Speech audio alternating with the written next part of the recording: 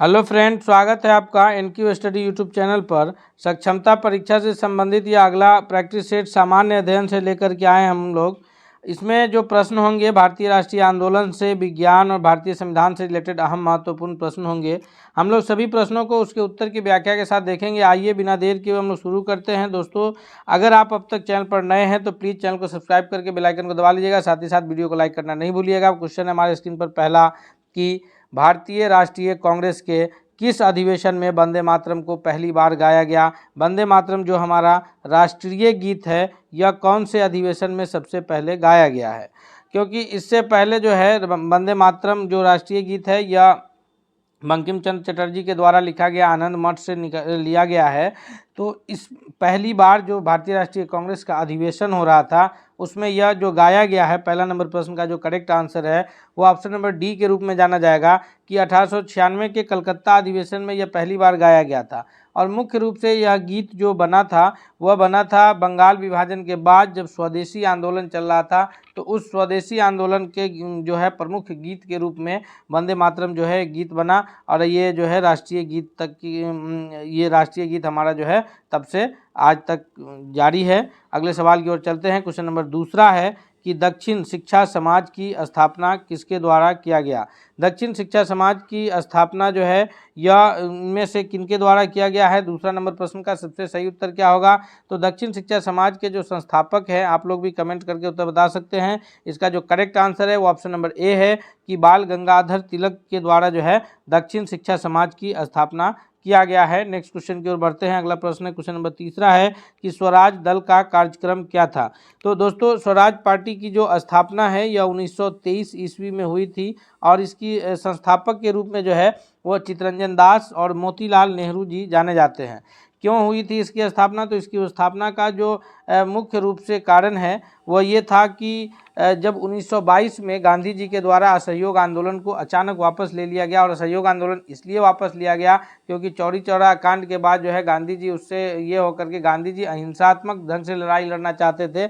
और चौरी चौरा कांड की जो हिंसात्मक घटना हुई उसके पश्चात गांधी जी जो है वह 1922 में असहयोग आंदोलन को वापस ले लेते हैं। उसके पश्चात जो है 1923 में ये लोग मोतीलाल नेहरू और चित्तरंजन दास गांधी जी के इस फैसले से नाराज होकर के स्वराज पार्टी की स्थापना करते हैं, जिसका जो कार्यक्रम होता है वह बजट को रद्द करना रहता है, नौकरशाही को शक्तिशाली बनाने के प्रस्ताव का विरोध करना, और समस्त प्रभावशाली स्थान पदों पर जो ये है। तो यानी इसका जो करेक्ट आंसर है ऑप्शन नंबर डी के रूप में जाना जाएगा कि ये जो सारे कार्यक्रम है यह स्वराज पार्टी के कार्यक्रम में सम्मिलित थी, जिसकी स्थापना 1923 ईस्वी में हुई थी। नेक्स्ट क्वेश्चन की ओर बढ़ते हैं। क्वेश्चन नंबर चौथा है कि साइमन कमीशन द्वारा कौन सी सिफारिश की गई थी।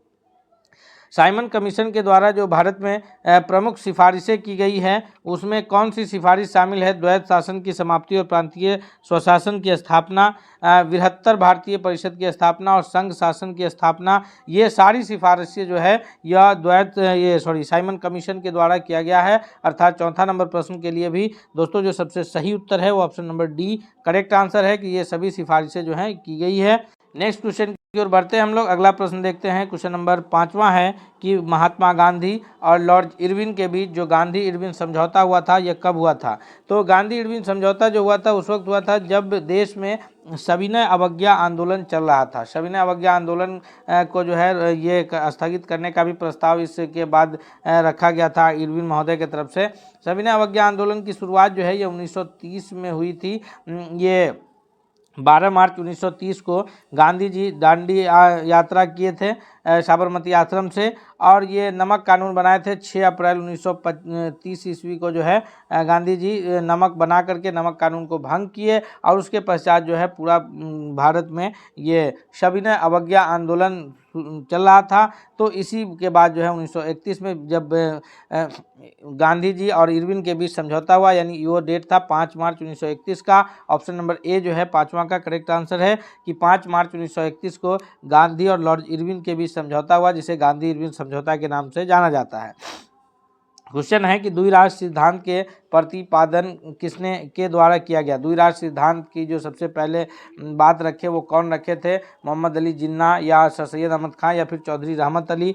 तो इसका जो करेक्ट आंसर है 6ठा नंबर प्रश्न का कि सबसे पहले जो द्विराष्ट्र सिद्धांत है पाकिस्तान की मांग की बात है वह चौधरी रहमत अली के द्वारा रखा गया, यानी 6ठा नंबर प्रश्न का सी आंसर करेक्ट है। नेक्स्ट क्वेश्चन की ओर बढ़ अगला प्रश्न देखते हैं हम लोग। नेक्स्ट क्वेश्चन है क्वेश्चन नंबर 7वां है कि स्वदेशी चाहे वह कितनी भी त्रुटियों से पूर्ण हो, अच्छे से अच्छे विदेशी राज्य कहीं अधिक अच्छा है। तो ये कथन किनका है कि जो स्वदेशी है वह हमारे त्रुटिपूर्ण भी हो लेकिन विदेशी राज्यों से कहीं बेहतर है। यह कथन जो है यह स्वामी दयानंद सरस्वती जी का है, यानी 7वां नंबर प्रश्न का जो करेक्ट आंसर है वो ऑप्शन नंबर सी के रूप में जाना जाएगा कि स्वदेशी चाहे कितना भी त्रुटिपूर्ण हो, कितनी भी उसमें गलती हो, कितनी भी खामी हो, लेकिन वह किसी भी विदेशी राज्यों से बहुत ही अधिक अच्छा है। तो ये जो सही है सब क्वेश्चन नंबर 7 का option number C correct answer है। नेक्स्ट क्वेश्चन है कि इंडियन सिविल सर्विस की परीक्षा पास करने वाले भारतीय कौन थे। जो पहले भारतीय के रूप में जाने जाएंगे रविंद्रनाथ ठाकुर, सुरेंद्रनाथ बनर्जी, सुभाष चंद्र बोस या सत्येंद्र नाथ ठाकुर। तो इस 8वां नंबर प्रश्न का जो करेक्ट आंसर है कि इंडियन सिविल सर्विस परीक्षा की जो ये है या सत्येंद्र नाथ ठाकुर है, यानी ऑप्शन नंबर डी जो है करेक्ट आंसर है। इंडियन सिविल सर्विस जो अभी आईएएस के रूप में जाना जाता है, तो ये उस वक्त जो परीक्षा हुआ करता था अंग्रेजों के ज़माने में, उसमें लॉर्ड लिटन महोदय जो है वो परीक्षा की उम्र को 21 से घटा करके 19 कर दिए थे। फिर बाद में जब ये इनका शासन आता है लॉर्ड रिपन का, तो ये 19 को बढ़ा करके फिर 21 कर देते हैं। तो इसके भी प्रश्न बनता है, याद रखेंगे हम लोग। नेक्स्ट क्वेश्चन की ओर बढ़ते हैं। अगला प्रश्न है क्वेश्चन नंबर 9 है कि वर्नाक्यूलर प्रेस एक्ट 1878 और फिर आर्म्स एक्ट जो है आर्म्स एक्ट 1879 का संबंध किससे है, यानी यह संबंध जो है किस वायसराय के शासनकाल से है। वर्नाक्यूलर प्रेस एक्ट का और आर्म्स एक्ट का संबंध, ये जो सारे प्रश्न है ये हमने एससीईआरटी और एनसीईआरटी की किताब से तैयार किया है। आप जो है इसे अगर एनसीईआरटी की किताब का या एससीईआरटी दोनों में किताबों का जब आप ये अध्ययन करेंगे तो ये सारे प्रश्न वहीं से संकलित किए गए हैं।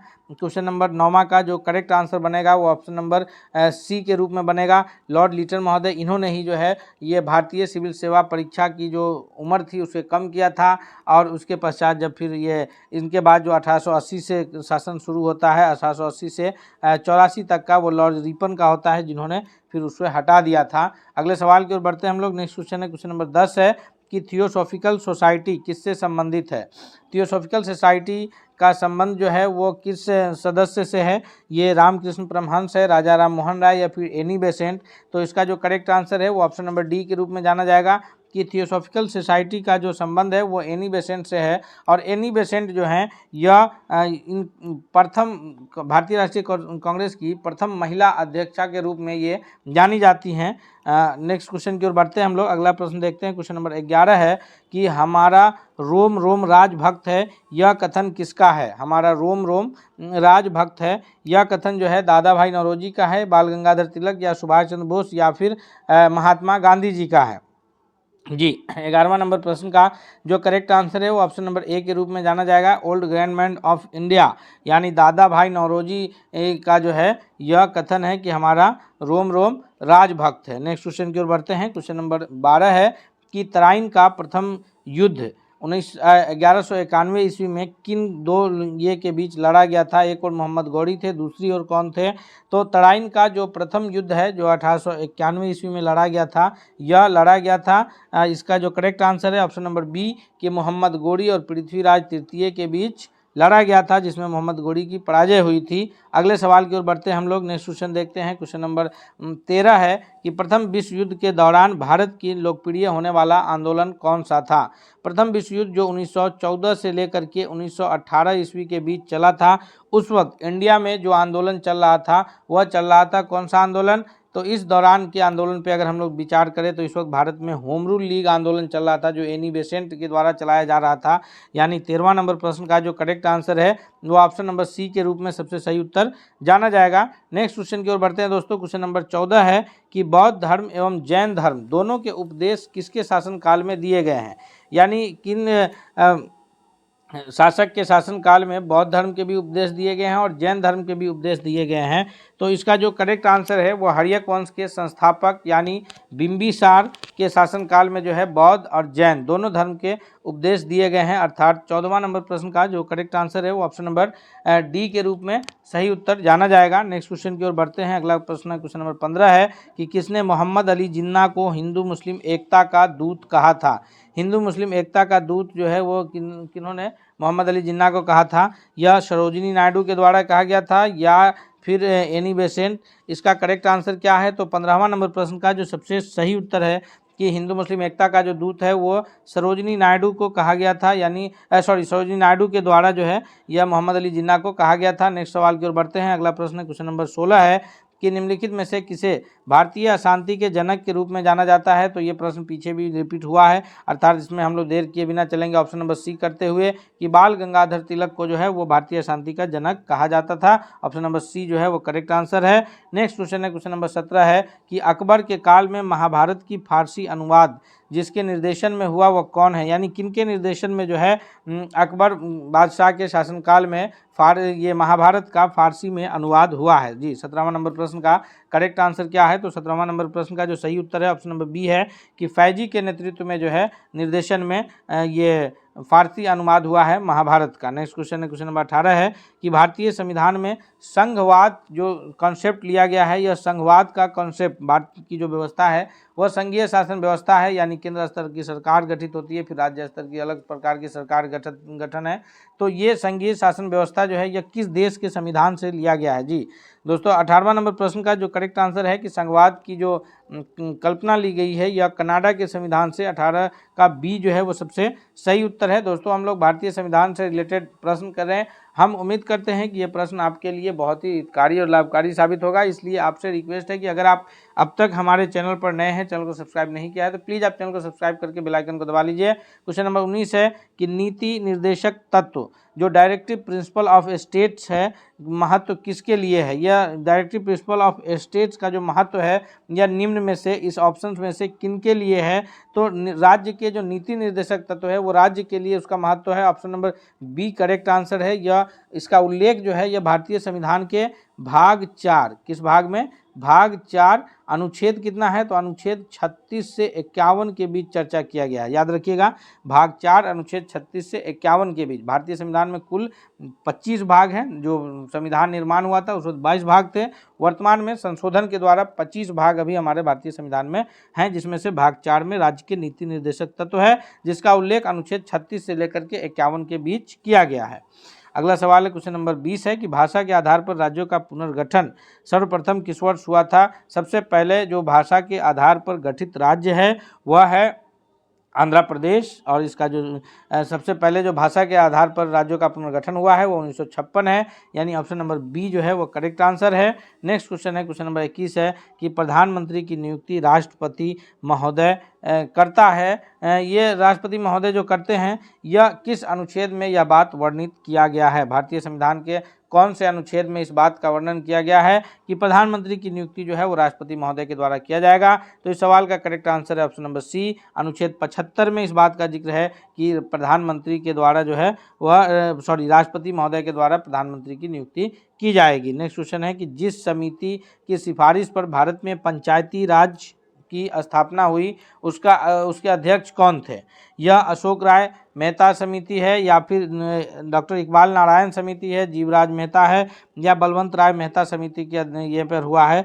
तो जिस समिति के सिफारिश पर पंचायती राज व्यवस्था की स्थापना हुई है, यानी इस प्रकार अगर हम लोग देखें तो भारत की जो व्यवस्थाएं हैं वो त्रिस्तरीय सरकार है। एक जो केंद्र स्तर की सरकार, दूसरी राज्य स्तर की सरकार, तीसरी पंचायत स्तर की सरकार, और फिर पंचायत स्तर की सरकार में भी त्रिस्तरीय है, एक ग्राम स्तर पे, फिर एक प्रखंड स्तर पे, फिर एक जिला स्तर पे। तो इस प्रकार जो पंचायती राज व्यवस्था है यह बलवंत राय मेहता के द्वारा समिति के द्वारा जो सिफारिश की गई थी उसके आधार पर यह शुरू किया गया। नेक्स्ट क्वेश्चन है क्वेश्चन नंबर 23 है कि पंचायती राज प्रणाली इनमें से कहाँ नहीं है?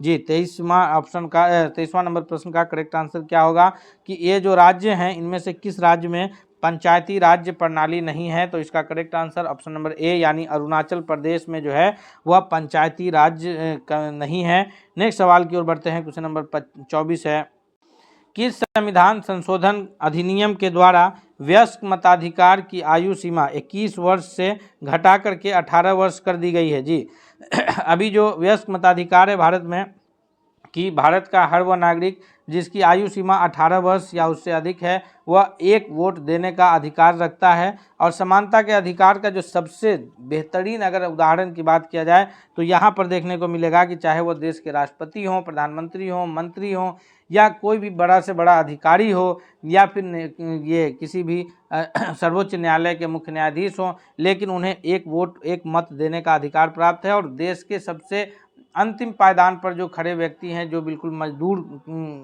ये के व्यक्ति हैं, उन्हें भी एक वोट देने का अधिकार है। और हर वह व्यक्ति जिसकी आयु सीमा 18 वर्ष है वही मतदान कर सकते हैं। यह जो संशोधन किया गया है यह 61वां संविधान संशोधन के द्वारा जो है वयस्क मताधिकार की आयु सीमा को घटा करके 21 वर्ष से 17 वर्ष कर दिया गया है। नेक्स्ट क्वेश्चन है, क्वेश्चन नंबर 25 है कि वह भारतीय राजनीतिक रूप है। तो 26वां नंबर प्रश्न का जो सही उत्तर है दोस्तों कि भारत की जो निर्वाचन पद्धति है यह क्वेश्चन नंबर जो करेक्ट आंसर होगा ऑप्शन नंबर सी के ब्रिटेन के पद्धति के अनुरूप जो है भारत की निर्वाचन पद्धति है। नेक्स्ट क्वेश्चन नंबर 27 है कि अरावली पर्वत जो सबसे पुराने पर्वत श्रृंखला के रूप में जाना जाता है, अरावली पर्वत के सर्वोच्च शिखर को किस नाम से जानते हैं? तो जिस प्रकार जो है हिमालय पर्वत के सर्वोच्च शिखर को माउंट एवरेस्ट के नाम से जानते हैं, उसी प्रकार जो है अरावली पर्वत के सर्वोच्च शिखर को गुरु शिखर के नाम से जाना जाता है। यानी 27वां नंबर प्रश्न का जो करेक्ट आंसर है वो ऑप्शन नंबर ए के रूप में जाना जाएगा। नेक्स्ट क्वेश्चन की ओर बढ़ते हैं, क्वेश्चन नंबर 28 है कि भारत के सबसे बड़े कहवा यानी कॉफ़ी उत्पादक राज्य कौन सा है? भारत में जो कॉफ़ी उत्पादक राज्य हैं उनमें से सबसे बड़ा जो कॉफ़ी का उत्पादन है वो कहाँ से होता है? तो इसका correct answer option number A के रूप में जाना जाएगा कि कर्नाटक राज्य से जो है वो कॉफ़ी का उत्पादन सबसे अधिक होता है। कर्नाटक राज्य जो है वो सोना के उत्पादन में भी जाना जाता है। कर्नाटक राज्य जो है वह रेशम के उत्पादन में भी सबसे अग्रणी राज्यों में जाना जाता है। नेक्स्ट क्वेश्चन की ओर बढ़ते हैं। अगला प्रश्न क्वेश्चन नंबर 29 है कि कौन सा जलडमरू मध्य अंतर्राष्ट्रीय तिथि रेखा जो 180 डिग्री देशांतर को बोला जाता है, तो अंतर्राष्ट्रीय तिथि रेखा के पास जो है सर्वाधिक निकट कौन सा जलडमरू मध्य है? जी 29वां नंबर क्वेश्चन का करेक्ट आंसर क्या है? तो इसका जो सबसे सही उत्तर है ऑप्शन नंबर बी है कि बेरिंग जलडमरू मध्य जो है जो अंतर्राष्ट्रीय तिथि रेखा के सर्वाधिक निकट है। नेक्स्ट क्वेश्चन है क्वेश्चन नंबर 30 है कि हमें सुमेलित करना है, जल संधियाँ हैं और अलग करने वाले भाग हैं, बेरिंग जल संधि, डोवर जल संधि, जिब्राल्टर जल संधि और पाक जल संधि। जी तो इसका जो सुमेलित का सबसे सही उत्तर कौन सा हो जाएगा? तो अगर हम लोग इस पर ध्यान दें तो 30 के लिए पाक जल संधि जो है यह भारत और श्रीलंका के बीच को अलग करने का कार्य करता है। या उसके बाद जो है अगर हम लोग देखें तो बेरिंग जल संधि जो है बेरिंग जल संधि यह अलास्का और रूस को अलग करता है। उसी प्रकार जो है ये डोवर जल संधि जो है यह ब्रिटेन और फ्रांस के बीच है। और जिब्राल्टर जो है यह ये स्पेन और उत्तरी अफ्रीका के बीच है। अर्थात जो सही कूट बनेगा सबसे करेक्ट आंसर वो ऑप्शन नंबर डी के रूप में जाना जाएगा कि ये जो जल संधियाँ हैं और अलग किए जाने वाले भूभाग हैं।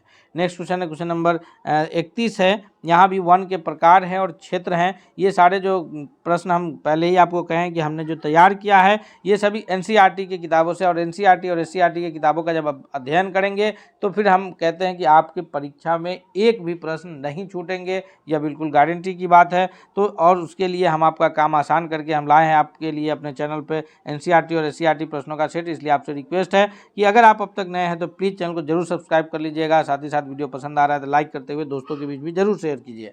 क्वेश्चन है वन के प्रकार है, तो अगर हम लोग इसमें थोड़ा सा देखें तो ये उष्ण कटिबंधीय जो सदाबहार वन है ये इंडोनेशिया क्षेत्र में पाए जाएंगे। उसके बाद जो है विषुवत रेखीय जो वन है यह घाना के क्षेत्र में पाए जाएंगे। फिर उसके बाद जो है भूमध्य सागरीय वन है यह फिलीपींस क्षेत्र में, और कोंधारी वन जो है यह स्कैंडिनेविया क्षेत्र में। यानी जो करेक्ट आंसर बनेगा 31वां नंबर प्रश्न का वो ऑप्शन नंबर ए के रूप में जो है सही उत्तर जाना जाएगा। नेक्स्ट क्वेश्चन की ओर बढ़ते हैं। क्वेश्चन नंबर 32 है कि उत्तरी अमेरिका के शीतोष्ण घास स्थल किस नाम से जाने जाते हैं? जी, उत्तरी अमेरिका के जो शीतोष्ण घास स्थल है उन्हें किस नाम से जाना जाता है? Pampas downs, steppe prairie. तो जो करेक्ट आंसर बनेगा ऑप्शन नंबर डी के प्रेरी के नाम से जो है उत्तरी अमेरिका का शीतोष्ण घास स्थल जाना जाता है। नेक्स्ट क्वेश्चन है कि स्वाना घास भूमियाँ कहाँ पाई जाती है? जी, स्वाना घास भूमियाँ जो है 33वां नंबर प्रश्न का जो करेक्ट आंसर है, इसमें से सबसे सही कूट क्या होगा? तो इसका जो सबसे करेक्ट आंसर होगा वो ऑप्शन नंबर सी के रूप में जाना जाएगा कि उत्तरी मध्य अफ्रीका में जो है यह स्वाना घास की भूमि पाई जाती है। नेक्स्ट क्वेश्चन है, क्वेश्चन नंबर 34 है कि निम्नलिखित में से कौन सा कथन सत्य है? 4 कथन है प्रमुख रूप से। पहला कथन है कि थाईलैंड चावल का सबसे बड़ा निर्यातक है। दूसरा कथन है कि चावल विश्व व्यापार काफ़ी कम है। तीसरा है कि दक्षिण कोरिया में चावल के प्रति हेक्टेयर उपज काफ़ी अधिक है। और चौथा है कि विश्व में जल के अंतर्गत सर्वाधिक क्षेत्रफल विश्व में चावल के अंतर्गत सर्वाधिक क्षेत्रफल चीन में है। तो इनमें से कौन सा कूट जो है वो करेक्ट है? 34वां नंबर प्रश्न का जो सबसे करेक्ट कूट है वो ऑप्शन नंबर ए के रूप में जाना जाएगा कि पहला, दूसरा और तीसरा जो है वो सबसे सही उत्तर है। नेक्स्ट क्वेश्चन की ओर बढ़ते हैं। 35 है कि विश्व में चावल उत्पादक देशों का सही अवरोही क्रम कौन सा है? सही घटते क्रम कौन सा है? तो इस 35वां नंबर प्रश्न का जो करेक्ट आंसर है दोस्तों कि चीन है, उसके बाद भारत है, फिर इंडोनेशिया और थाईलैंड है, यानी ऑप्शन नंबर डी के रूप में जो है करेक्ट आंसर जाना जाएगा। नेक्स्ट क्वेश्चन है, क्वेश्चन नंबर 36 है कि निम्न में से कौन बायोगैस ईंधन का स्रोत नहीं है? जी, ये साइंस से रिलेटेड प्रश्न है कि बायोगैस ईंधन का स्रोत जो है इनमें से कौन सा नहीं है, इसका सही उत्तर क्या होगा? तो 36वां नंबर क्वेश्चन का जो करेक्ट आंसर है वो ऑप्शन नंबर सी के रूप में जाना जाएगा कि नाभिकीय ऊर्जा जो है यह बायोगैस ईंधन का स्रोत नहीं है। नेक्स्ट क्वेश्चन की ओर बढ़ते हैं। क्वेश्चन नंबर 37 है कि सौर सेल जो बनाने में किसका उपयोग होता है? सौर सेल से जो है सौर ऊर्जा को यानी सूरज की ऊर्जा को चेंज किया जाता है किसमें? विद्युत ऊर्जा में। तो सौर सेल बनाने में जो धातु प्रयोग किए जाते हैं वो सिलिकॉन, और सिलिकॉन जो है यह सेमीकंडक्टर के नाम से जाना जाता है, यानी अर्धचालक के रूप में यह जाना जाता है। सिलिकॉन और जर्मेनियम, तो सिलिकॉन का प्रयोग जो है वो मुख्य रूप से किसमें होता है? तो सिलिकॉन का प्रयोग मुख्य रूप से ये सौर सेल बनाने में किया जाता है। और याद रखेंगे सिलिकॉन और जर्मेनियम का जो है ये अर्धचालक यानी इंग्लिश में सेमीकंडक्टर के नाम से जाना जाता है। बाकी ये जो भी है लोहा, चांदी और तांबा ये सभी कंडक्टर हैं, चालक हैं, विद्युत का के लिए ये सुचालक के रूप में काम करते हैं। लेकिन सिलिकॉन जो है ये रूम टेम्परेचर पर यानी कमरे के तापमान पर यह इंसुलेटर होते हैं यानी सुचालक होते हैं, लेकिन थोड़ा सा तापमान में जब चेंज आता है तो फिर ये सुचालक के रूप में कार्य करते हैं। नेक्स्ट क्वेश्चन है 38 है कि राणा प्रताप सागर नाभिकीय विद्युत संयंत्र किस राज्य में स्थित है? राणा प्रताप सागर जो नाभिकीय विद्युत संयंत्र है ये 38वां का जो करेक्ट आंसर है ऑप्शन नंबर डी के रूप में जाना जाएगा। यह राजस्थान राज्य में स्थित है। नेक्स्ट क्वेश्चन की ओर बढ़ते हैं। क्वेश्चन नंबर 39 है कि निम्नलिखित में से कौन सा संतुलित प्रतिक्रिया नहीं है? दोस्तों संतुलित प्रतिक्रिया उसे कहा जाता है कि जिसमें या जो है ये बने हुए ये का जो है जिस तरह जो अभिक्रिया में हिस्सा लेने वाले तत्व होते हैं और अभिक्रिया के फलस्वरूप जो बने तत्व होते हैं उसमें से जो ये अभिक्रिया में अभिकारक और प्रतिफल में जितने ये नंबर ऑफ इलेक्ट्रॉन परमाणु होते हैं, जितने नंबर ऑफ एटम्स होते हैं वो बराबर अगर हैं दोनों तरफ तो संतुलित माना जाता है। जैसे अगर हम लोग सभी पर ध्यान से देखें तो Zn प्लस सल्फर ZnS जो है इधर भी एक जिंक इधर भी सल्फर एक एक है उसी प्रकार। लेकिन अगर हम लोग इस पर ये करें NaOH यानी सोडियम, ऑक्सीजन और हाइड्रोजन और फिर इधर हाइड्रोजन क्लोरीन, तो इधर जो है हाइड्रोजन 2 है तो इधर दाएं साइड में भी 2 है। लेकिन अगर हम लोग ऑप्शन नंबर ए की ओर देखें तो FeCl2 और FeCl3 है, तो यानी इधर क्लोरीन 2 है लेकिन दाहिने साइड में क्लोरीन की संख्या 3 है, तो यह असंतुलित समीकरण है। इसलिए करेक्ट आंसर 39 का ऑप्शन नंबर ए हो जाएगा। नेक्स्ट क्वेश्चन की ओर बढ़ते हैं। क्वेश्चन नंबर 40 है कि इंद्रधनुष का बनना किस परिघटना पर आधारित है? इंद्रधनुष का जो बनना है यह प्रकाश के किस घटना के कारण होता है? तो वायुमंडल में जो प्रकाश का वर्ण विक्षेपण होता है, पानी की बूंद जो है जब प्रिज्म की तरह काम करने लगती है तो इंद्रधनुष बनता है, यानी 40वां नंबर क्वेश्चन का ऑप्शन नंबर सी सबसे करेक्ट आंसर होगा। दोस्तों हम लोग 40 महत्वपूर्ण प्रश्नों को एक एक करके देखें उसके उत्तर की व्याख्या के साथ, जो कि आपके आने वाले परीक्षाओं के लिए बहुत ही लाभकारी साबित होगा। इसलिए आपसे रिक्वेस्ट है कि अगर आप अब तक चैनल पर नए हैं तो प्लीज़ आप चैनल को सब्सक्राइब करके बेल आइकन को दबा लीजिएगा ताकि कोई भी अपडेट्स आए तो सबसे पहले आप तक पहुंचे। साथ ही साथ वीडियो पसंद आ रहा है तो लाइक करते हुए दोस्तों के भी शेयर कीजिए। मिलते हैं हम लोग अगले सेट के साथ, तब तक के लिए धन्यवाद।